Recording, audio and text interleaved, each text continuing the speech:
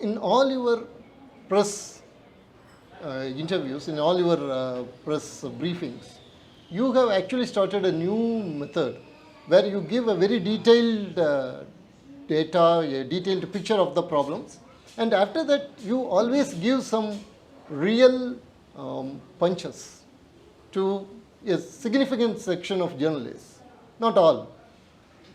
What is it that you find as a systemic problem with this significant section of journalists, media in Tamil Nadu? Sir, our constitution is very special because nowhere in the constitution there is a word called press. Nowhere in the constitution. Nowhere in the constitution there is a word called media. Nowhere in the constitution there is a word called newspaper. A press gets the freedom from the same article, same fundamental right, which gives the same freedom to a common man. The same freedom a press gets. But over a point of time in our democracy, we keep our press in very high esteem. Subsequently, all the leaders from 1947, subsequent years, we did it because we always felt the fourth pillar of democracy should act as an efficient check and balance for the remaining three pillars of democracy. Now, what has happened, sir? India, when compared to other countries, the nature of press has undergone a dramatic transformation, meaning the political parties have started owning press houses openly, at least in Tamil Nadu when compared to other parts of India. The major political parties, they have a press. The major political parties use that media to propagate their ideology. The major political parties have their pointsmen as press person.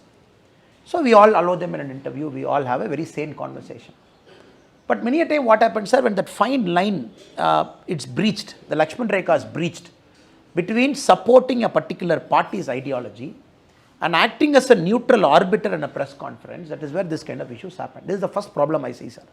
The second problem I see is the way the press is run. It's a very competitive media space in Tamil Nadu. I don't think any press makes some money. It's so competitive. So, lot of television channels 24/7. So, what happened? The quality of press people is the second problem. When press makes money, when you have a revenue going, probably you can start hiring better people who understand the nuances of politics, economics before asking a question. Nowadays, many a times I see they just have in a press conference, they take a cell phone. They keep asking their editor what is the next question they should ask. Based on our answer, somebody in the Chennai office would be guiding them. The second problem, meaning the knowledge is a problem. To have a quality conversation with a like-minded person who is also able to give his knowledge to a question, I am not seeing it in Tamil Nadu in a major way, sir. The third is the preconceived bias for BJP party.